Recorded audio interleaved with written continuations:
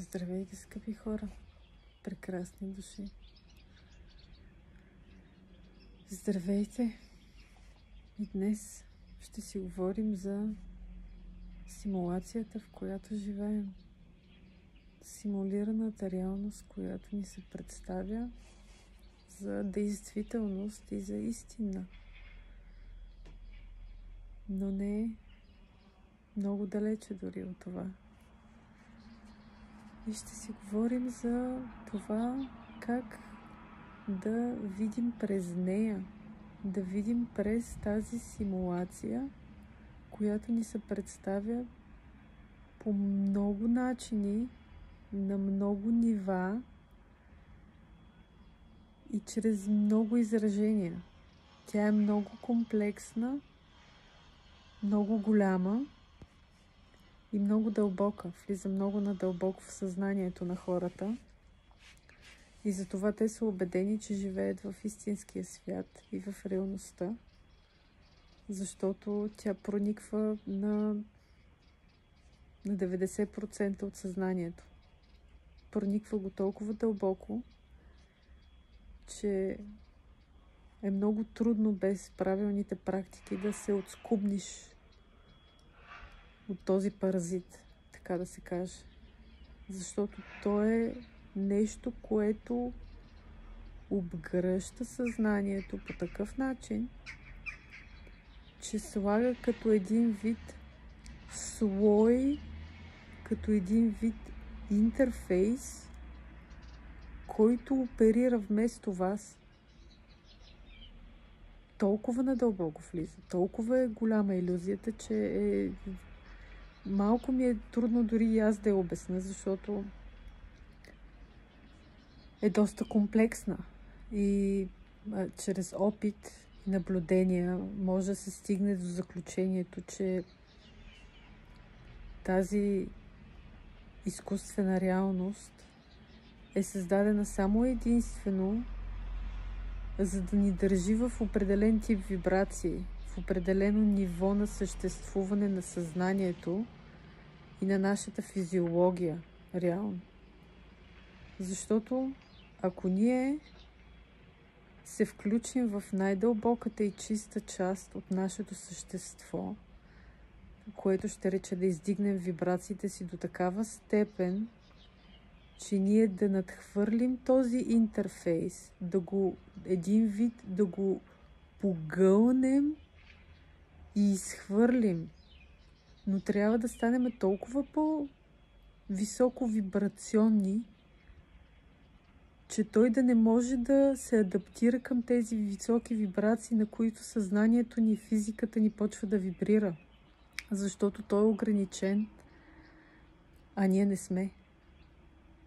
Ние имаме безкрайен потенциал, който е божествено даден, докато този слой, този изкуствен слой, който ни е сложен в съзнанията и физиката, той е ограничен, силно ограничен. Въпрос е чисто вибрационен при нас.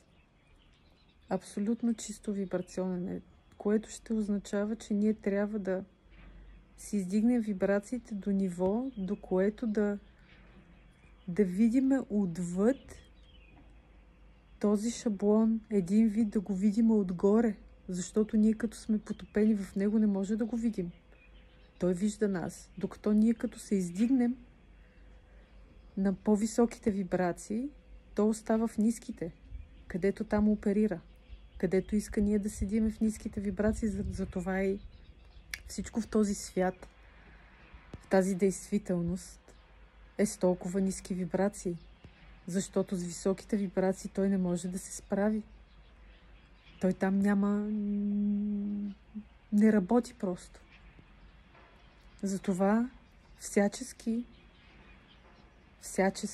с всички средства, похвати, този слой се старае всячески да потисне нашата божественост, нашите високи вибрации, да потисне нашето многоизмерно същество. Защото реално ние сме един вид портал между ниското и високото. Ние както може да сме много в ниското, така може да сме и много в високото. И вече от нас зависи ние какво избираме. Къде искаме да се реализираме, какво искаме да създадем за себе си, за света, за реалността в нашия живот и каква реалност искаме.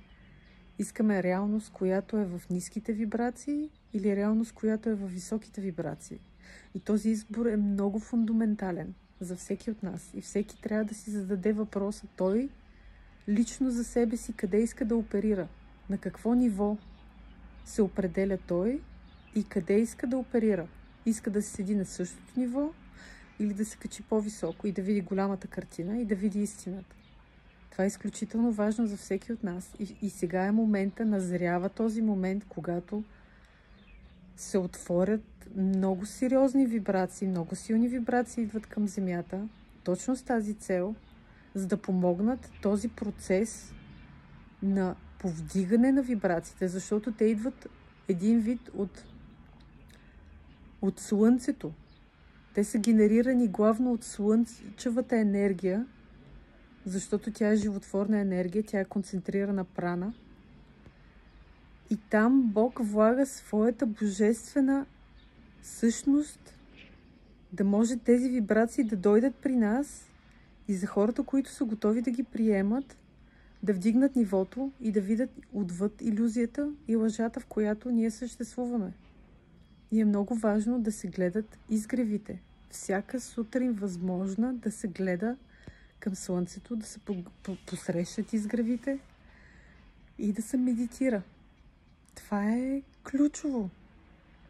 Ключово е, защото чрез гледане на Слънцето ти се свързваш директно с тези светлинни кодове, които идват от него. Тази информация директно влиза в теб и почва да работи. Почва да работи с физиката ти, с съзнанието ти, с менталните ти процеси. Почва да те лекува. Почва да ти издига много сериозно вибрациите. Тялото ти почва да се променя. Става много по-леко, сияещо, красиво, здраво, хармонично. Става божествено. Просто се отървава от всякаквия гняз, всякаквата гносотия, всякаква ниска вибрационна енергия просто почва да изчезва от тебе. Следователно ти се променят всякакви навици. Хранителни навици, хигиенни навици, мисловни навици, поведенчески навици, как говориш, как се изразяваш, как общуваш с хората, какво е на вътрешното ти ниво, как разсъждаваш, как анализираш, какъв е вътрешният ти диалог. Почва да оперира директно и на подсъзнателното ти ниво. Почва да слива съзнанието с подсъзнанието. То става единно съзнание, не двоично.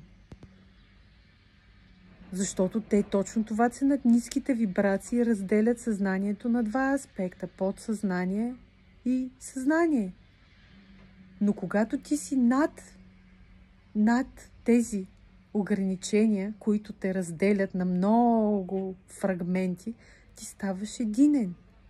Ти се обединяваш със себе си, вътрешно и външно. Идеята ми е, че тук е много важно хората да осъзнаят, че тази реалност, в която живееме, не е истинска. И всичко, абсолютно всичко, което не е природата, е изкуствено, неестествено, илюзорно. Всичко. Всичко, абсолютно всичко. И целият този прогрес, който ни представят, технологичен, AI, еди какъв си, това са абсолютни заблуди и прах в очите. Общо взето всичко е една голяма лъжа, с изключение на тези естествени процеси и творения, които са в природата. Всичко друго е илюзия. Всичко, абсолютно без изключение. Всичко. Само природата живата природа е истинска. И ние сме част от нея. и за това сме истински, но имаме, както казах, голяма част от населението, да не кажа 99,5%, има този интерфейс вграден, който работи и който се старае да държи човека в ниските вибрации, за да може да няма това обединение на вътрешно ниво и на външно ниво. Това изчистване от всички паразити, от всички нечистоти на всички нива, ментални, духовни, душевни, физически. Това е причината за всички конфликти, за всички проблеми в социума, защото всичко е изкуствено и всичко работи така, че да страдат хората, да са в ниските вибрации. Всичко за това работи. Целият социум е измислен само единствено с тази цел. Тази матрица е само за това. Тя служи само за това. За нищо друго не служи. Тя служи за ниските вибрации. Въпрос е човек да вземе решение и да види за себе си, да осъзнае за себе си голямата лъжа и голямата илюзия, в която ние съществуваме. И да реши, че той не иска да е част от тази илюзия. Да реши твърдо вътре в себе си, че той иска нещо по-добро за себе си. Иска истината. Иска да е в Бог, в безкрайното творение божествено, което е във всички нас, и да събуди в себе си тази истина, която е дълбоко, дълбоко вътре в нас. Във всички нас. Абсолютно без изключение. Човек ли си? Ти имаш душа, имаш дух, ти имаш пряка, директна връзка с източника. И единственото, което трябва да направиш е да си насочиш съзнанието към себе си, към своята дълбочина, към своето ядро, към своята цялостност, която е вътре в теб. И да си издигаш вибрациите. Да си ги издигаш с любов към себе си, с любов към това, което слагаш в себе си. Храна, информация, мисли, хора около тебе, природа, атмосфера около тебе. Всичко е свързано. Абсолютно всичко е свързано и всичко ти влияе директно. Директно ти влияе на енергетиката, на мисловните процеси, на физиката, всичко. Абсолютно. Така че е много важно ние какво поставяме в нашия храм. Защото това е храм. Тялото ни. Какво слагаме в него? Каква вода пием? Каква храна ядем? Високовибрационна храна ли ядем? Нисковибрационна храна ли ядем? Изкуствена храна ли ядем? Жива храна ли ядем? Токсична храна ли ядем? Чиста храна ли ядем? Каква вода пием? Жива вода ли пием? Филтрирана вода ли пием? Чешмяна вода ли пием? Минерална вода ли пием? Пластмасова вода ли пием? Каква вода пием? Всичко. Това е изключително важно, защото тялото ти, като е замърсено, то вибрира на ниските вибрации. Тази замърсена среда, в която е духът ти, тя е в ниските вибрации и следователно съзнанието ти. И то прибива в ниските вибрации. Те са свързани нещата. Директно. И колкото повече се пречиства тялото, колкото повече се изчиства от всякакви паразити, боклуци, тежки метали, пестициди, задръствания, нисковибрационни храни, умрели храни, изкуствени храни, храни, които вредят, храни, които няма живот в тях, толкова повече ти става по-леко, ставаш по-здрав, по-красив, по-млад, по-жизнен. Вибрациите ти се дигат директно и на съзнанието. Директно. Само от пречистване на тялото. Камо ли, ако почнеш да работиш надълбоко със своето съзнание, да култивираш в себе си търпение, да култивираш в себе си постоянство, да култивираш в себе си дисциплина, да култивираш в себе си и да подбираш средата, в която си, директно, хората, които са около тебе, да разпознаваш токсичните хора от положителните, красивите, зареждащите хора. Ако не можеш да намериш такива, по-добре стой сам. Стой сам и се обгради с красива среда. Обгради се с цветя, с растения, с красота около себе си. С жива природа. Тя ти влияе пряко, директно. Другото, което е медитацията. Медитацията.